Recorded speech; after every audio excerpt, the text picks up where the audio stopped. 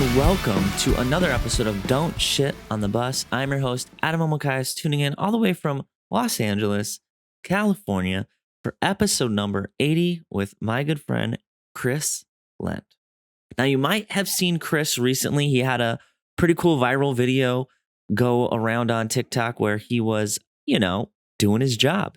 He's a drum tech, and most recently, he's become more of a stage manager, and he works for the band Polyphia. And he'll tell the story of what happened on the podcast, but it was a cool video. We'll throw it on the podcast too. I think Connor found a spot to slot it in. It'll also be linked in the caption so you can scope it yourself.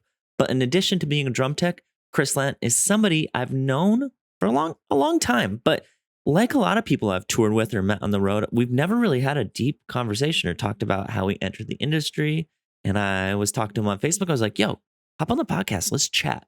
So this episode was a little more relaxed. We just kind of talked about how we got into the industry, what he's been up to, and he's currently teching. He's in a band as well. He is a drummer for a band called the Villa. Check them out. We'll link that as well. Just a lot of good vibes. And he actually has a very cool story about how he got into tour.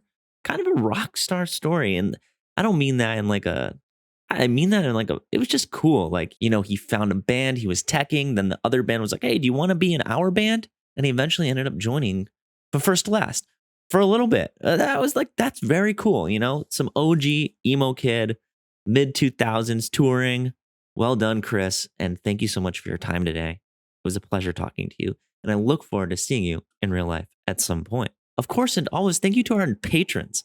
Every week, you contribute a little bit of money. That money goes towards making this podcast possible. Got to pay Connor. Even Connor, good job. Connor's on the road and touring. Still crushing these episodes. Well done, my guy. Eva, good job. She's trying to start shoot a little bit more. She's still writing articles. Those are up on the website. We got to get photos going, Eva. Let's populate these with some images. And community, patrons, if you have any photos you want to contribute, throw them in the Discord. Be like, hey, this article, this photo would be a good one. But you got to give me your best. They got to be really cool looking. We'll credit you, of course. All right, our patrons.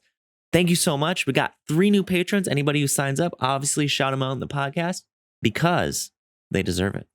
Dylan, Lupe, and HD Gamer Lewis. I like that name. Thank you so much for joining the Patreon and contributing on a weekly basis. I appreciate it so much. All right. With that being said, I hope you enjoyed this week's episode of Don't Shit on the Bus, and I will see you next week. All right. Bye-bye. Hey, Chris. How's it going, man? It's going great. Freshly dentist. Welcome to the podcast with your fresh smile. Thank you. Great to be here. Hell yeah. I was like, this episode's a little different than the rest because I don't have any show notes. I usually write a bunch of show notes. And I was like, I know Chris, but I don't know Chris. So we can kind of just talk and catch up and it'll be good. And the reason you recently appeared on my Facebook feed was what I thought would be a good place to start. The viral video? Yeah, dude, you're the victim or you're either the victim or the hero of a viral video, which I thought was really cool. It was like you're a tech lord or a god. They're calling you a god. God tier tech. God tier tech, man. Just a good buddy, I think. It's just I cared about my drummer so much that I needed to get him through it. Yeah, it was cool. I mean, I saw the video. You guys were at what? So What Fest this past weekend? So What? Yep, in Dallas. And you're working for Polyphia. You're a drum tech, or what are you doing for him? Yeah, so technically stage manager, but I started as drum tech for them. So that's like me and Clay are pretty close in that regard. Okay. I'm like his dude, you know what I mean? And then we were just having reminded me of Warped Tour, because it was just 30 minutes, you know what I mean? Back and forth. But it was like showing up to the middle of Warped Tour, everyone's already tired and they're kind of just like going through the motions and stuff. And I was like, all right, here we go. We're like dropping off all the gear on the golf carts and everything. So it was a hectic day. And it was hot, I heard. Oh, it was like 97 degrees. Oh, as one does in Texas. Oh, yeah. Smoldering. It was great, though, because, I like to sweat. It did take me back because, I did Warped Tour like 4 times and it was just like nostalgic in a way. I was like, you've been trained. It doesn't get harder than Warped Tour. It doesn't. And then so we go on a little bit late because we're having guitar issues. And then it was RF issues with the in-ear mix. And it was like cutting in and out of everyone's frequencies and especially Clay's. And they're playing with like 808s and synths on the track and stuff. So you want to be like on with that click, because if you lose it, your adrenaline's going when you're playing live, and like that's just a hard thing to like really try and find. And he's such a technical, sick drummer. Like it would be a nightmare to just like go by, vibe, I guess. That whole band is pretty technical. And can we, I want to just break it because I know it's very normal for you, but maybe some listeners don't know this RF signal thing. That's like a problem at festivals, right? That's a hard part of a festival. Yeah, absolutely. So they sent us a list of the frequencies we were allowed to use. Yeah. And we're pretty strict on it. And so we didn't even read, even question it. You know what I mean? They're like, okay, the RF manager has already given us a lot of this. We were just trying to get in, get out. You know what I mean? Yeah. No problems. And in a way, we got out with no problems. But, we just went old school, the human body touching another human body, just getting through it. It was weird. Yeah, like so what happened was his in-ear monitor mix wasn't working because the RF cut out. Is that basically what happened? So he wasn't receiving the signal. Yeah. It was like sweeping, like just cutting that high frequency out. And so like everything's dropping out at the same time. So I tried to switch the pack. I was like, he thought it was the pack. And I was like, okay, we'll do that. And then I was like, maybe it's the ear because his drivers in his ear kind of shot. And might have been a little bit of the ears, but it wasn't that. We changed his mix channel. And I was like, we're not going to get through this. And so I just like I had a little bit of the mix in there. I just like shoved it deeper into my ear and was just focused on, I was just tapping, just trying to stay on with it as much as I could, while his is just like flowing in and out. It was just, I don't know, it was a little chaotic, but, I'm smiling the whole time trying to make him feel easy. And I think that, that's like half my job. It's just like, you got it, buddy. Don't worry about it. And for people who haven't seen the video, or haven't pieced it together through our conversation yet, you ended up crouching down next to the drummer behind the amps, next to the riser, and with your hand kind of keeping the beat for him. Mm-hmm. It's metronome. Is that the right term? His click? Okay. Yeah, his click on track. His leg. Would you be able to do that? I know you're stage manager now, but would you have been able to do that if you didn't come from being a drummer and a drum tech? Or would you even thought of that? Honestly, maybe not, honestly. Just because I just knew that he would be able to feel it, like if I did that, I mean, I feel like if every time I tech for someone, I'm just think about it through my eyes. Being a performer, I'm like, okay, I'm gonna fail safe this entire thing. All the things that terrify me that could go wrong, I'm gonna triple check. You know what I mean? And so that was like I'd be like, just someone tap me, I'll get through it. I've gotten through worse. It'll be all right, and it worked. We fixed it. Final song, and he was like, "Can you still tap my leg?" And I was like, "You got it, buddy." Just in case. What was it? What's his name? Just so I say this correctly. That's Clay Ashleman. Clay Ashleman. And after you did that, what was your guys' conversation after the show? How did he feel? What did he say to you? Oh, he was so I went into the trailer after that, and they were like, "Chris saved the show." Yeah. Just thankful. And he's like, "Thank you so much." Because I mean, we're really good friends. And he was just like, "I love you, dude. Thanks." So I was like, "No problem, man. Just making sure everything works good." I just it's so nerve-wracking on stage already. And I just know how that feels, something dropping out. But luckily, all the bands I've ever done weren't too technical like that. So I could just throw instruments around and they'd be like, "Oh, that was cool." You know what I mean? Just make it a more chaotic movement, but he's got to stay on it. Yeah. They're very almost like a math band to an extent, right? Everything is calculated. Yeah. It's hard to explain, honestly. They're just a future sort of band. Cause that got posted to a couple forums that were math kids and stuff. And they're like, "I say math, it's 4/4 the entire time," which is standard rock and pop songs. Gotcha. 4/4. And I'm just but you'd never, most of these kids, you can't write this kind of stuff that comes out of their head. I would never be able to. I don't play like that. Yeah, they're very talented. Well, how did it feel as a stage manager, just, walking into that room and have them being like, "Oh, you say," I don't know. I feel like that feels pretty good. It was really nice. I mean, they're such sweet guys, honestly. They're some of my close friends that they're always just so nice to me that I was just like, "Oh, no problem, guys. I got your back." And then, I mean, it felt good, but I didn't really process it because it was just I'm just doing what I do. I just help people out. I do that with, if I'm in a kitchen working, I'm helping other people out. You know what I mean? I'm not they're like, all right, everyone gets one. That's it. You gotta tighten it up next time. It was good though. That vibe on tour is so key, though. It's so nice having, we had somebody last week who was a tour manager who worked closely with Post Malone, and we've had other people on who just work closely with artists. And the vibe tends to be like, if it's a good crew on tour, it's because it starts at the artist and they give a good vibe. And I don't know how big your touring crew is with Polyphia, or if that was just a festival crew and maybe a little bit different. But yeah, it feels like it. I don't know. That's a good vibe to have. Yeah, we're actually pretty small. It's just me, TM, and front of house. So do they all tech their own instruments? No, so TM does like guitar teching and whatnot right now. And like, oh, wow. Yeah. So I'm moving towards doing like, major backline and the bass player and drummer now. Okay. So I don't feel skilled enough in the guitar area to even want to. Tim was like, here's my new guitar. You want to try it out? And I was like, I don't want to ever play guitar in front of you, Tim.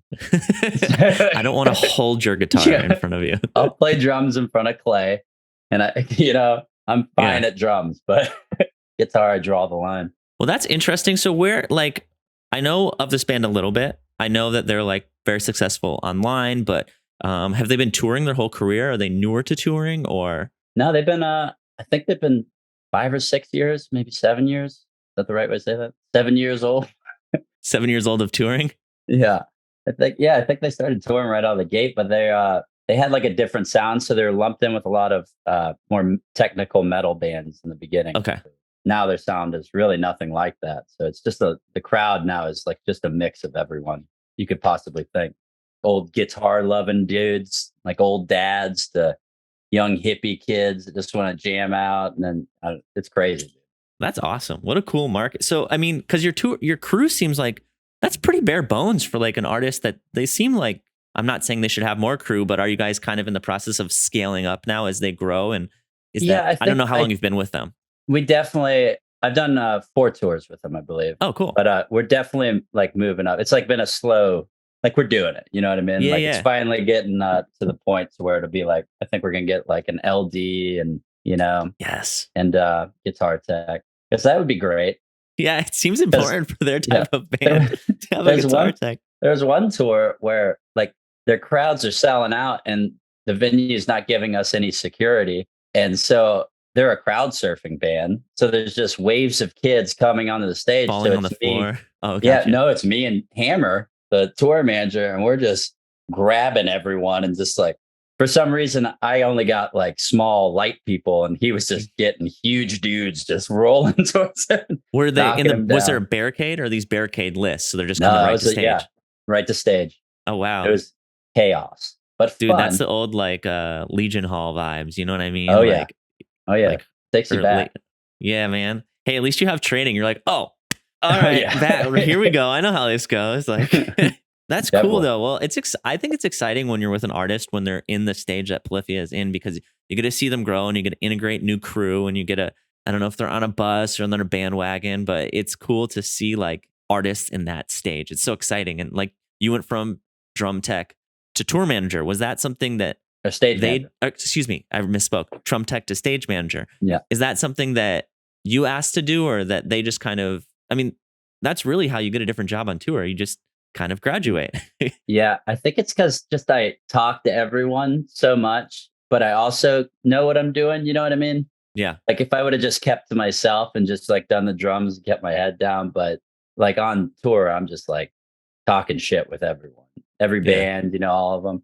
Just because, I grew up touring with some of these bands or some of these people. Everyone's so, mixed up from over the years that I'm just like, oh, hey, buddy, what are you doing here? And, and it's like, why is the drum tech talking to like the singer of this band?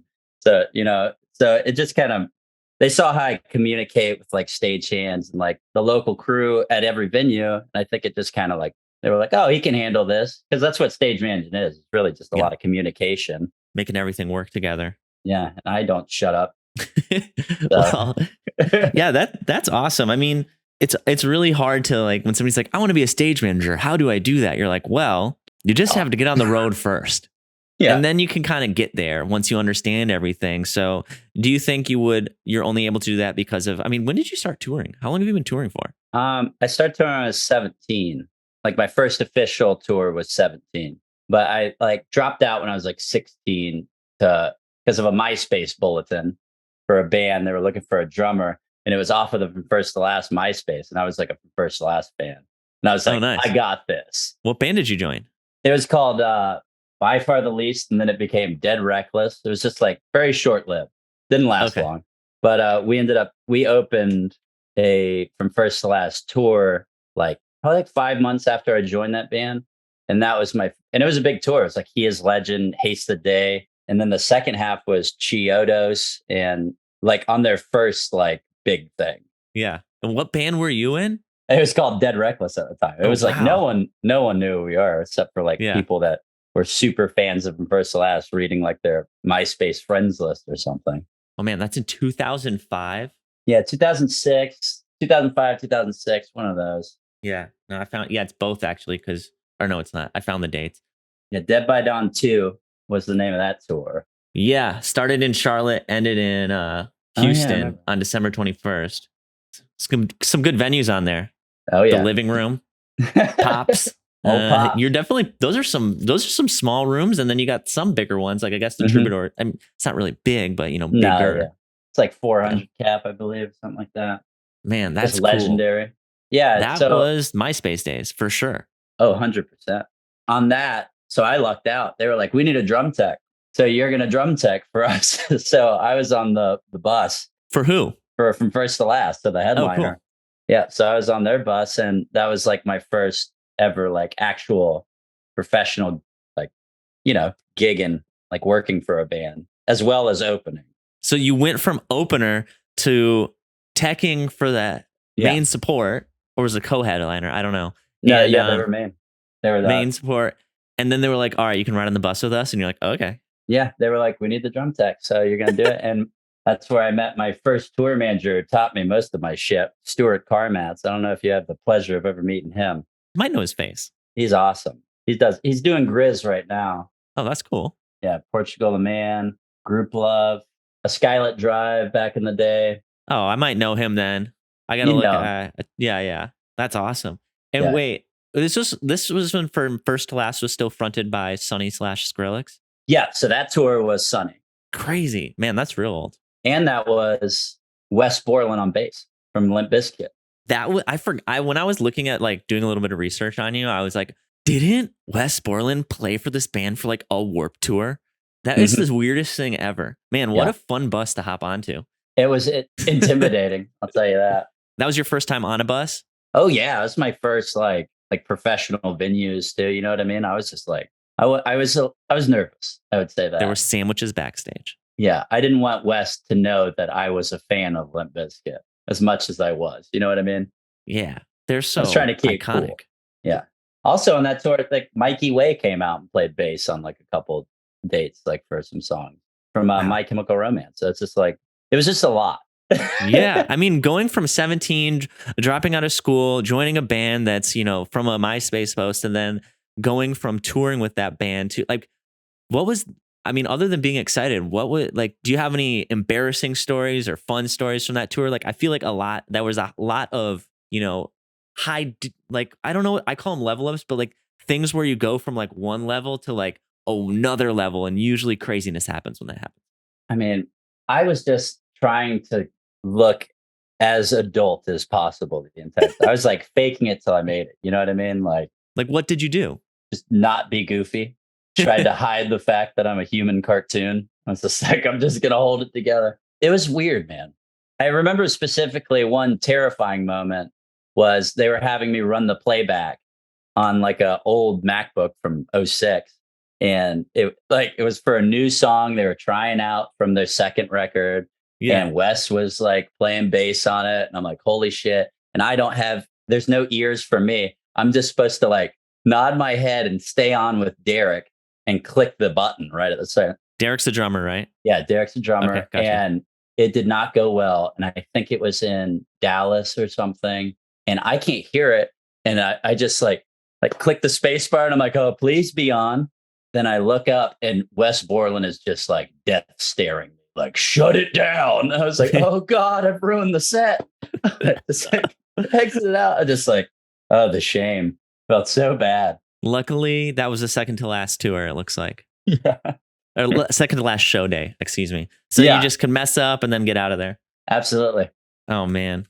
I mean, I think like that's their fault, putting the responsibility of playback on their new drum tech with like all these people relying. So like it's such an integral part of the live show. I mean, it's kind of similar to the Click, which happened. Absolutely. Why don't you just tap lesson. Wes Borland's leg? If I could go back in time. Yeah. Oh man. Knowing what I know now. You'd be like, Sonny, DJ, go now. Yeah. Wes, back in Limp Bizkit, wear makeup, more makeup. More makeup. You're both going to be very successful and happy. Yeah. Man, that's such a cool like first bus tour story. And then, I mean, where'd you go after that? Like, I know you've had like a collection of being in bands, teching for bands, being in a band, but like not being a photographed member, if that makes sense. I might be wrong, but that's just my internet research. Like, where did you go after that? So the band dissolved, Dead Reckless. And I believe I moved to Macon, Georgia, and then was still talking to like Travis and like all my buds there because we used to live together, like friends. And he's like, I want you to come out to Orlando. And he's like, just come live with us. I'll find something for you to do. And I was like, okay. So basically went to Orlando, and he had a project he was doing that was really good. And he had me play drums on it. And so I was just like, this is it. That's so sick. We're going to be huge. You know what I mean? Like, yeah. Playing drums with Travis from First Last can be crazy. You knew not enough to know that you didn't know. Yeah, I didn't. Yeah. No one will ever hear this project. And then they were going to record their third record. And then Sonny left the band.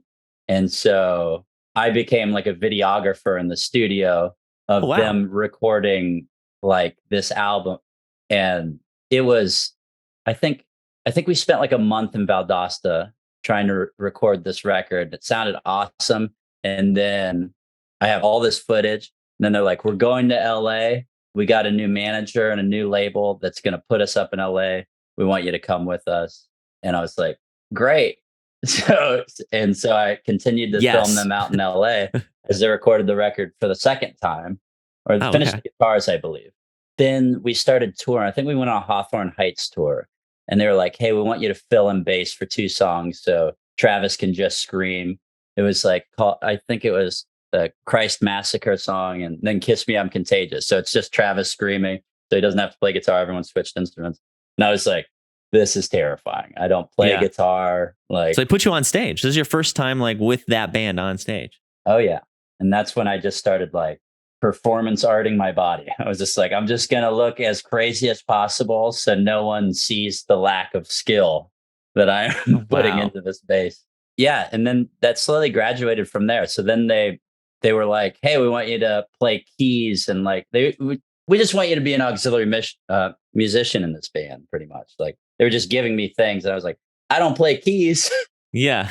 And I'm the kind of person that I like to be like good at what I'm doing because I want to be like really proud of my work. You know what I mean? So like this whole time I'm like in a battle with myself. Like, oh my God, you're a fraud. Like, you know, you shouldn't be here. You should just like go play drums somewhere or something. So it was a weird time, but I did it. Taught myself all those instruments. And so you learned keys. You've done everything on tour basically, and done videography. Yeah. You just learned keys for that gig? Is that what you did? Yeah. It was terrifying. It was terrifying. And then we had to like, so I think like a year into me learning keys, they're like, okay, you're going to play Jimmy Kimmel. And I was like, oh. With From First to Last? Yeah. I was like, please turn it low in the mix. Like, I don't Oh my God. That's so funny. Yeah. It was terrifying. It's honestly terrifying.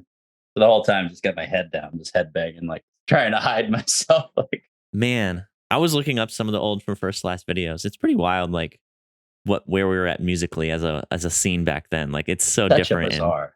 Yeah. I was checking it out, like the old footage, like from these days, because I have like tapes and tapes, and I've started to convert it. I think I found your YouTube. Yeah. And I was like, I didn't realize what was going on really during that time, but that recession we were still in the recession. Like, the economy was shit back then. I was like, why are these shows like, we're doing this huge stuff, but we're seeing no return on it. You know what I mean? Yeah. We're touring with Kiss. We're we're headlining Warped Tour, but we're dirt poor the entire Yeah. time. And it's like, oh, well, the entire fucking country was poor during this time. We're trying to, snake oil sell to these people. Like, How long were you with From First to Last? I think like officially, like on the page, and they're like in every video. I think like officially only like a year, if even. Okay. We did a lot in that year. Yeah. So I tacked and then was like Ox, and then they Yeah. were like, we're bumping you up a couple tours in, and then it just like bumped up. And then we had a little break, and I was like, I have to focus on drums because that makes me happy. You know what I mean? Yeah. That's like what you're good at, or you could potentially get really good at, or even better. Absolutely. I feel like that was the thing that like the most like conveying of, I can put the most of myself into it. You know what I mean? Yeah, and I think that's where we crossed paths. Like maybe fast forwarding a little bit, but you joined, or were you like an unofficial member of I Set My Friends on Fire, or what or were you in the band? Because they were like mostly two dudes, right? Yeah, there were two dudes on the first record, and then I joined because Travis from First to Last produced that record, and he showed it to me on the last day of Warped Tour that From First to Last was on, and I was like, "Yeah, this is sick."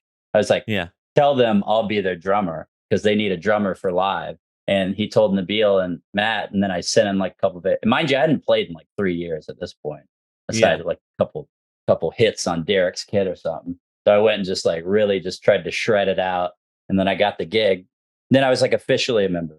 I just have like memories of you walking around on Warped Tour with your long hair and your I was like, oh yeah, that's Chris.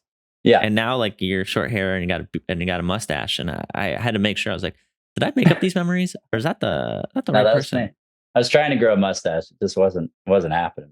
Dude, I don't know about you, but the amount of hair that I grow on my face, and when I grow it, like I didn't understand how far of a range there was of that with people, men of different races, types, everything. Like when I was a kid, I just thought you get hair when you mature, and that's the end of it. I had the plastic shaving kit. I was like, only in 10 years I'll be using this for real. Yeah. And it was like, nope, like 20, 25 years. I was like, shit. It's crazy. You really have to earn that hair. You really do. I drank a lot of gin and tonics. I feel like that was my secret. Oh, that's how you get hair. Well, yeah. Now actually, I don't drink, so it's all falling out probably. It's a trade-off, man. You want hair or you want gin and tonics? You make the choice. Wait, so how was it to like be in a band and be able to play drums? Oh, it was awesome. It was so fulfilling, honestly. Because then, at that point, I was so jaded because just on the industry, not towards people. You know what I mean? That makes sense. Like I was just like, oh God, music industry is brutal. These guys that, make the money off of it, they don't care.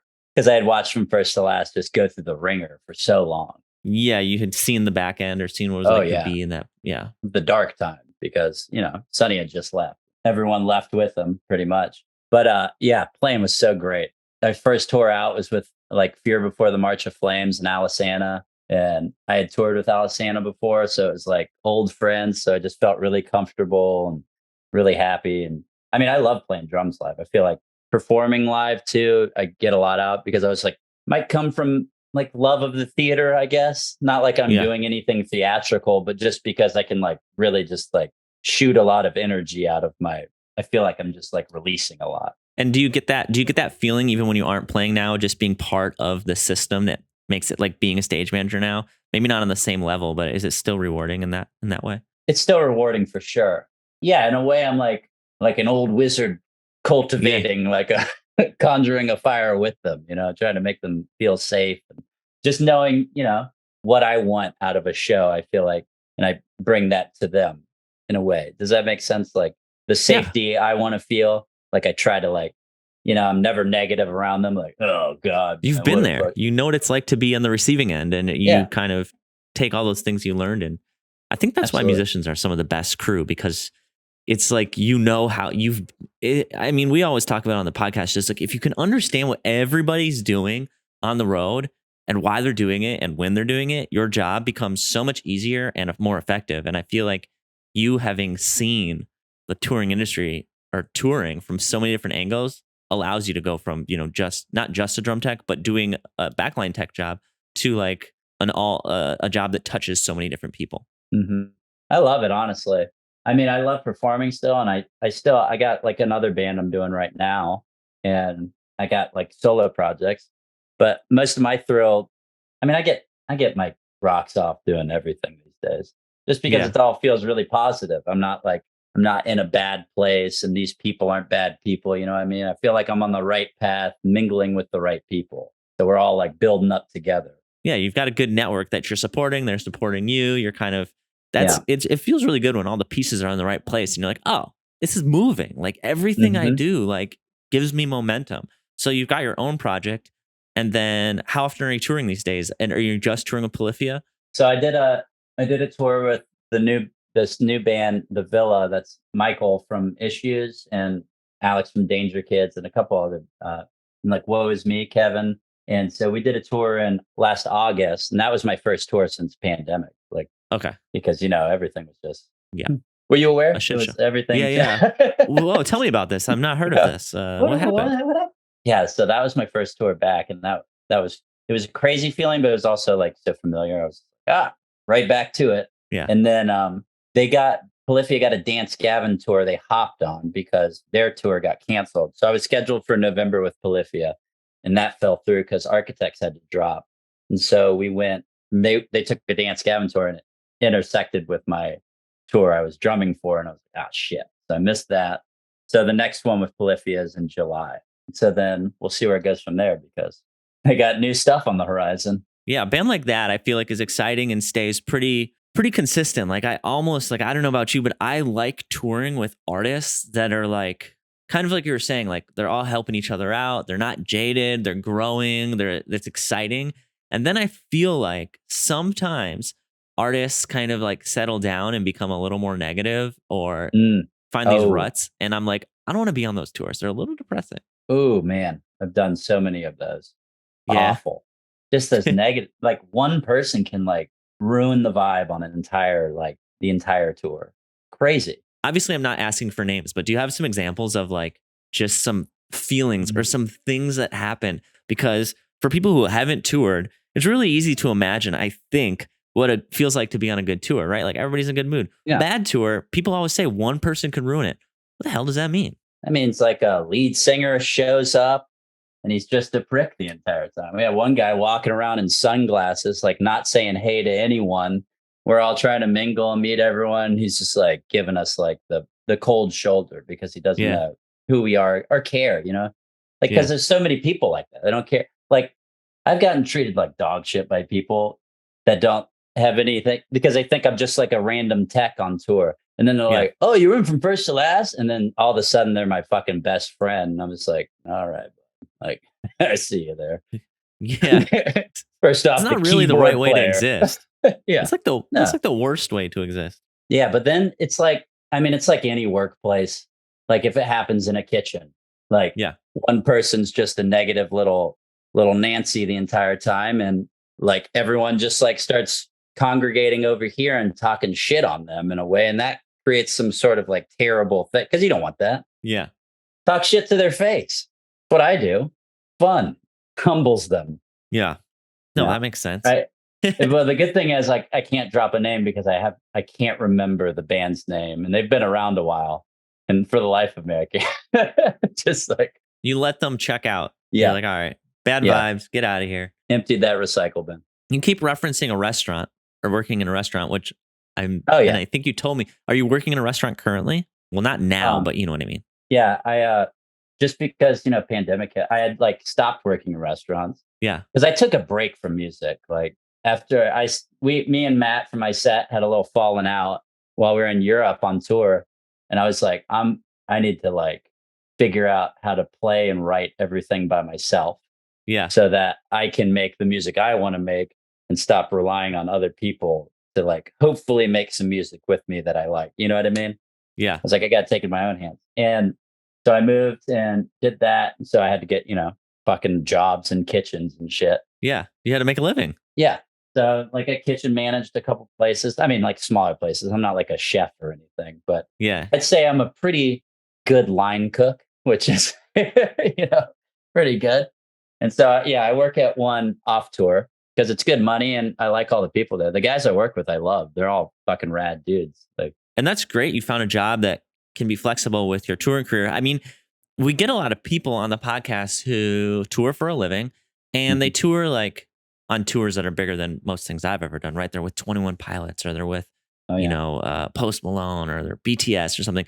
But I think what makes up the majority of the touring music industry are people in your position who tour with an artist or two and ultimately have maybe 3 or 4 months off each year and need to fill their time with something else. What's that look like? Like as a working crew member, what does it look like touring and working at a restaurant? And why does it help you or how does that work? I don't know. Talk to me about it.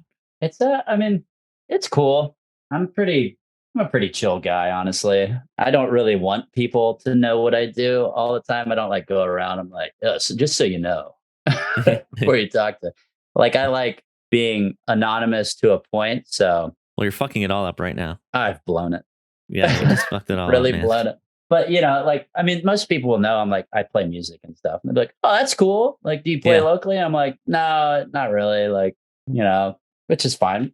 I like it. I like Yeah. having things to do. I feel accomplished when I go work in like restaurants. And fortunately, I live in Huntsville now and up in northern Alabama, which is basically Nashville as I talk people. And that's how I talk people into coming here. Like, it's basically Nashville. So you'll be good. Yeah. Huntsville to Nashville. How far? 2 hours. Oh, that's like San Diego. It's basically LA. Yeah, there you go. Yeah. But number one place to live in the US right now. On the Where? record, Huntsville. Saw Really? an article. The gospel Oh. now. Someone printed an article. Probably somebody who lives in Huntsville. Yeah, probably. So there's a ton of venues opening here. We just opened an amphitheater, it's like 8,000 cap maybe, and then there's an arena, and there's Mars Music Hall, which is 900 cap. There's a concert hall. There's like a bunch of like Sidetracks Music Hall, which is 500 cap. It's a great venue. It's a great hub for music now, and like a lot of crew guys live here off tour. And then do they work at the venues and stuff when they're not touring? Some of them don't need to, but they do. They make enough money. But so like, they'll join the union and go work all the stage gigs or just whenever they want. It's awesome, honestly. So I'll work like some gigs like that, not union gigs, but I worked at Sidetracks for a little bit doing stage stuff, and I just like working. I like making sure I'm not stagnant because I want to keep I want enough money to be able to record music because I just love recording music and writing, honestly. So as long as I'm working towards that, I'm fine. Do you hope to eventually just tour? Do you think that that'll kind of take over eventually, or are you going to kind of keep balancing it? Yeah. I have like friends that tour country, and it's like they tour all year, but they don't tour like, okay, 2 months all the straight. time. Yeah, exactly. It's like Weekend Warrior. Oh, love it. So sick. So if it was like that, I'm on a retainer, that'd be great. Because the most important thing to me is creating still, you know what I mean? But definitely more touring. Let's say like an 80% touring as opposed to me being home and working. So you're trying to balance basically working, whether that means touring or at a restaurant or something else, with being creative, which I think is probably a balance a lot of people that work in the music industry have, because most people that work are musicians in some way, at least when it comes to backline techs or sometimes videographers and photographers, the jobs that are either what they would do or creative jobs. Maybe not always like tour managers or people who are more admin on tour, but I feel like a lot of people are balancing those two things. How do I say this? Did you ever have problems with your ego at all when you went from being in a band to working for a band, or is it just like you just want to do music?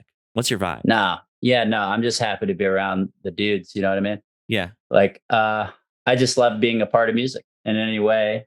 It's fine with me. It doesn't shatter because I think it stems from playing in local bands when I was young, and then like slowly climbing a ladder of like, I worked for all the gigs I was getting. I didn't like just like, oh, here's your first tour, it's huge. It was like that. It was like years of like, playing the shit. And then after that, there's years of playing the shit.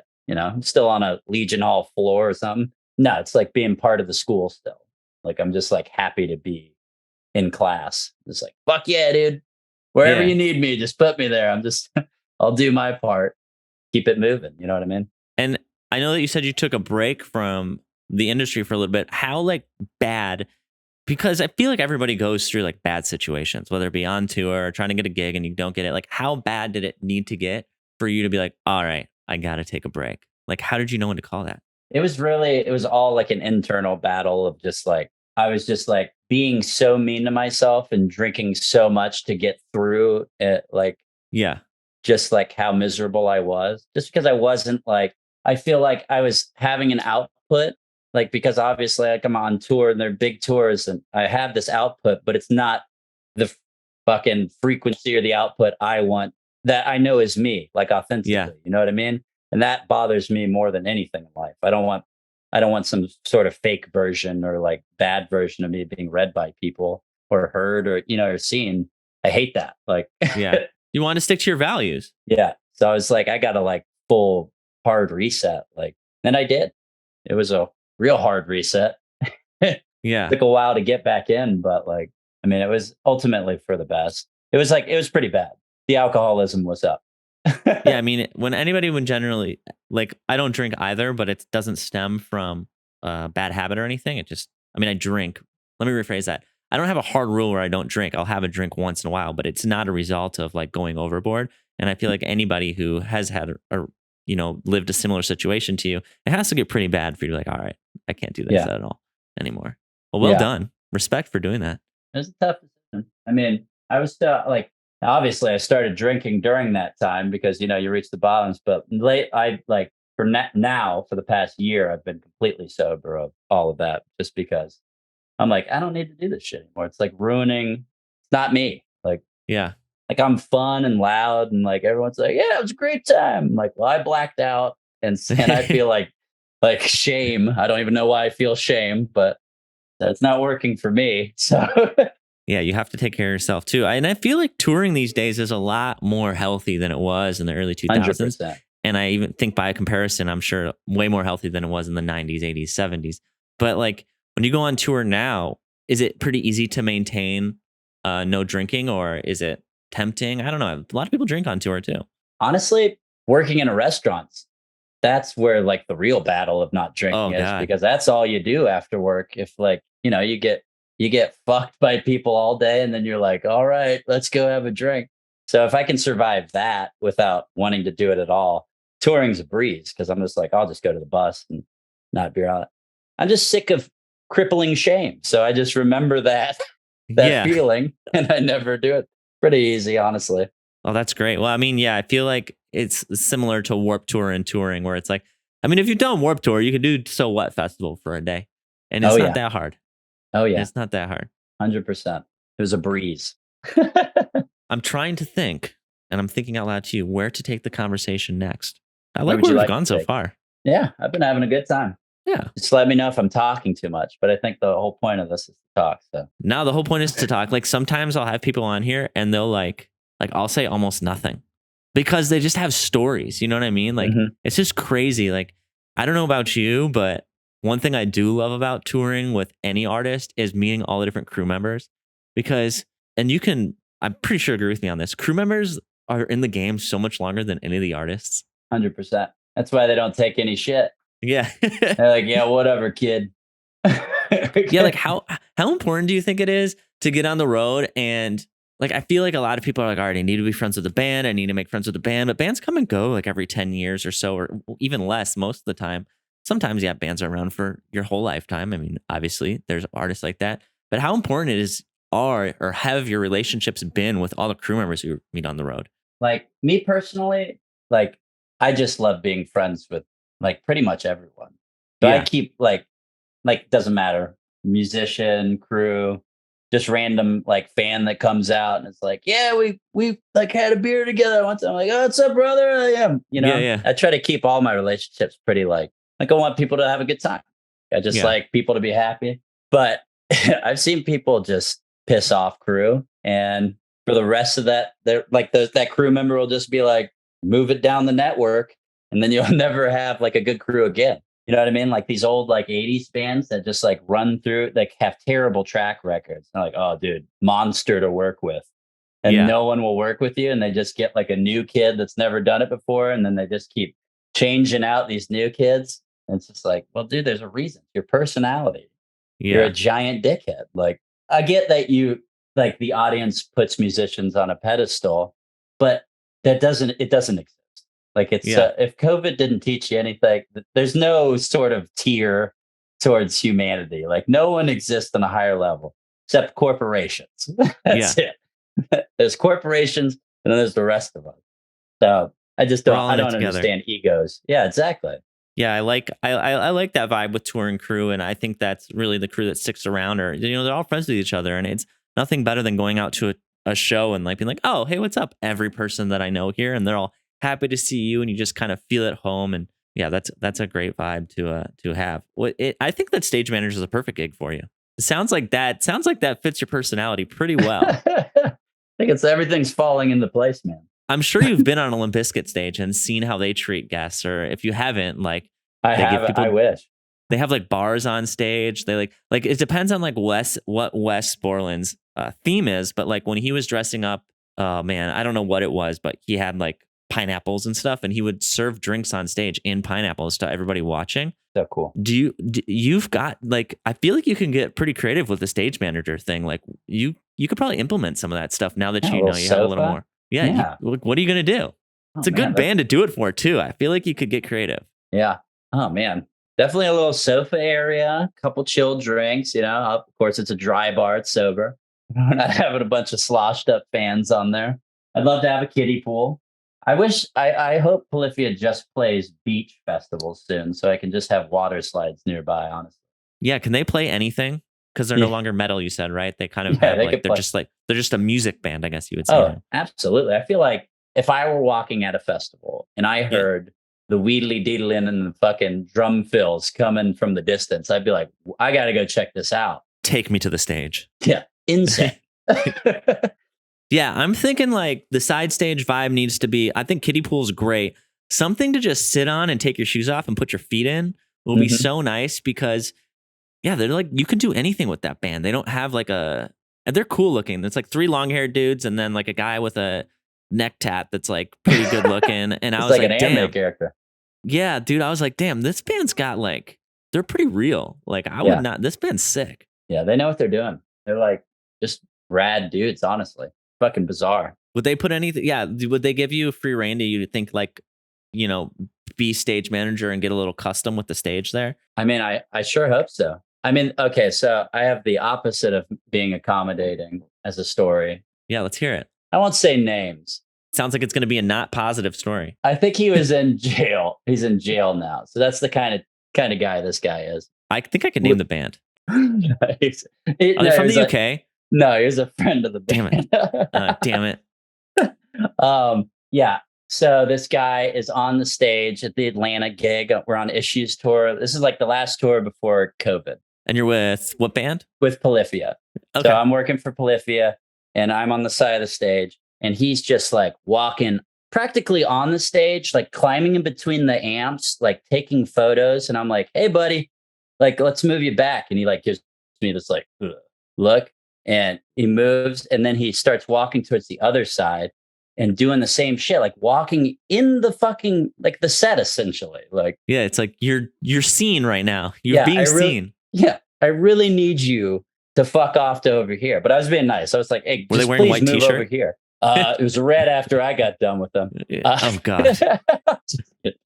And yeah, he's just being a dick at this point. He's like, I'm here with the headliner. And I was like, oh, so you got a pass? And he's like, no. And I was like, well, if you're going to stand on my stage, I need you to get a pass. Like, so just run over there and get one. And he's like, do you know who the fuck I am? I'm like, dude, I could give two shits who the fuck never gets you anywhere good. And he was like, basically like, fuck you. I'm not getting off the stage. And the whole time I was just trying to move him away from being on the stage. Yeah, you don't want him to like leave the venue. You're like, you just need to move a few feet. Just move backwards. And then this guy like, he's like, fuck you. And so I was like, all right, let's go. And like grabbed his shoulder and was like trying to push him off stage. And he starts grappling with me. And I was like, oh, here we go. And then he said, we're wrestling. I'm like, dude, chill the fuck out. And I get him to this door and my buddy AB comes and like sees this dude trying to fight me and like holds him from behind and we get him out and he's like, fuck you, you know the fuck I am. And then like finally get him out there and he swings towards AB.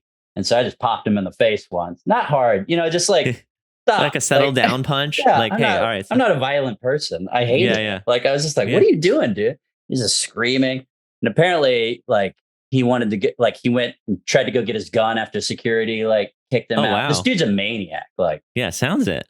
and the funny part of this story really is the fact that I did know who it was because I had toured with him twice. I just did not recognize him. He was Oh a my tour God. manager of like this band, and they had fired him because he was like such a dick and was stealing money from him and stuff. And I was like, oh my God, dude. Then my other boy, Jason Mays, was on stage. He's like, yo, dude, that guy's a racist, too. So I'm really glad you kicked him off stage. I was like, well, just doing the Lord's work. That is crazy. It was like, bizarre. okay. And now that you're a stage manager, like what can people do who are maybe like, I'm sure we have listeners to the show who are going to be guests at other people's shows and they want to be on stage to watch, because it's kind of cool. Yeah. What can you do to like be a good guest? So like, I mean, it's pretty obvious what you can do to be a bad guest, but what can you do to be a good guest on somebody's stage? Honestly, just like know that there's a crew walking around. Like I feel like it's like just like being in public and like you don't like just stand in the middle of the aisle and just like not listen to people or acknowledge that they're coming by. It's just like just know where you can stand. Like don't stand in front of the guitar tech case while we're changing guitars or even before that. You're not supposed to climb over the drum riser and get a photo. It's like just if you need to ask the tech, just be like anyone can look at me and be like, hey, can I stand right here? And I'll be like, yeah, man, that's cool. Just stay over there. Yeah. I'm so chill with that. Like I want you to have a good time. The whole point of the band playing live is to see them. Like I get that. I'm not a dick. Yeah. Yeah, dude. He crossed the line. When's the best time for them to like, for somebody who maybe isn't used to being at shows? Like, how can they tell when you're not busy? Like, is it blatantly obvious or is there anything you should look out for? Like, oh, that stage manager is like really working right now. I should maybe wait a moment. Oh, yeah. So like if that band's not on stage and they're about to go on stage, you don't be anywhere near that stage. Just stay in the back, like hidden, like just like let us get the show rolling. And then you got free reign to like go stand on the side. I feel like it should be common sense to some, but like I see it all the time. Like, yeah, I mean, think about Warped Tour. They just line those kids on the side of the stage. Yeah, it's like crazy. A guitar tech will be trying to get something, and they're just like still standing there, like just staring at the singer. You're like, what are you doing? Like, there's other members of this band, and they need the equipment. Guitar coming through. Yeah, I actually had like I'm going to share a story with you. So come on the podcast. I'll talk to you. But no, I went to a show, my first show I'd ever been to in a really long time since COVID. I went to a John Mayer show in Boston like 3 weeks ago. It was great. I love John Mayer. And I was shooting the show. So I had a pass that allowed me to go anywhere. But, I guess I could technically have gone on stage, but I would have never been able to work for John Mayer ever again. But, after the show, my friend Thomas, who was the one who allowed me to do that, was like, hey, meet me stage left. We'll leave right as they're done. And me, like, not being super experienced with this venue or the size of venue or this crew or their setup, I went stage right and I wasn't allowed in the photo pit. So to go stage left, I was going around the back to hook around. Well, I went around back and I couldn't find my way. And I was like, fuck, like, I'm going to look. Now I'm starting to think I'm going to look like a dude who doesn't know where he is. I have a camera. People are going to start to ask questions. Like, this gets bad real fast. So I went back and it was right as the band was finishing. So I was like, of course they're exiting stage right. So I just sat there with my head down, like camera hidden, because the last thing I want anybody to think is that I'm like trying to take photos of this band while they're exiting stage. Oh. And it's pretty well known that like you can't cross the path the band is taking to exit while they're exiting because, well, that's just a big no-no. So then I got stuck stage right, had to wait for them to leave, run back through the front of the venue to stage left to catch my friend and leave. But it was just one of those times where I was like so aware of how I looked that I was almost more embarrassed because I was like, there's so much potential for me to like step in the wrong place and have security yell at me. And I was like, fuck, just got to stay out of the way. That it's just like how it's crazy how like granted the guy you dealt with obviously knew he was doing something wrong, but it is funny to me how you can do something kind of innocent on the road sometimes and really find yourself in a bad situation if you don't, handle it correctly. Have you ever, it's crazy to beat somebody up casually on the side of the street. Well, I didn't know I was having a physical person on. No, I'm just kidding. I do not condone violence. I didn't like it. He was a psychopath. He tried to hurt my friend. And I want to be very clear. It was a very light pop. Yeah. It was like a you know? It was a thing to end the confrontation, not lead to more. It was like, all right, and you're done. Not like, all right. Like how some people pop a dog's nose. Not me. I'm a cat person. I got my cat behind me. Want to Hey, see my that's what I'm cat? talking. Absolutely. Aw, what a He's a cute cutie. guy. Oh, those Isn't he cute? eyes. He's Oh, I love him. 13.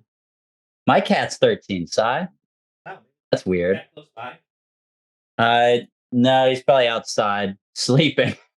Yeah, my cat's definitely was just sleeping, and now he's looking around like, why did you just pick me up? Thanks. Sorry, buddy. Oh man. Well, on that note, I mean, like that pretty much sums up the questions I had or that I came up with, and I feel like I have a much better understanding of. It's cool knowing where you came from, like where you popped up to the. Like I know when I met you, and I know a little bit of what we've done afterwards, but it was nice knowing, like, oh, what a cool story! What a great first bus tour. That's insane. Yeah, right. It is insane. Oh, It's man. not regular. That was weird. We do have a question we ask everybody: shower shoes or no shower shoes? What's your vibe? Are we talking? This is like my bus. Anywhere, like you're showering in the venue, you're showering whatever. Like you have shoes. Do you wear them or not? I have and I have not. Okay, it's just however you're feeling. Yeah. Rest stop, shower shoes. Yeah, I feel like. And like if I'm in the basement of like a Minnesota venue, shower shoes. because fuck Minnesota. Yeah. It's basements. That was so oddly specific. Is there a venue you're looking to call out or something? I think I'm like combining a couple of venues, but they're just in Minnesota. Just like a haunting basement that I'm just seeing. Basements in general, showering in them is pretty scary. Like the rave. Have you ever showered at the rave in Milwaukee, Wisconsin? Yeah, it's awful. Dude, that place is crazy. That's like I'm from Wisconsin, but that shower is like, there might be a prison in there as well. Oh man. And then they got like the Dahmer Hotel like across the street. The Ambassador. You're just like, this isn't the place. Yeah, that's a creepy venue. If you ever go on tour to the rave, Eagles Ballroom. A weird venue. Yeah. All right. Thank you so much, Chris. I appreciate it, man. Thanks for coming on. Thank you. I really appreciate it. It was a good time. Hell yeah. Now we can meet up in real life and hang out. Yeah, I'll hit you up as when Polyphia comes through a non-LA show. I always feel bad hitting people in LA, but now that I know with your Polyphia, if I ever see a show, I'll be like, hey, let me come and not stand on your stage. I'm expecting a kiddie pool, however. You got it. Yeah, absolutely.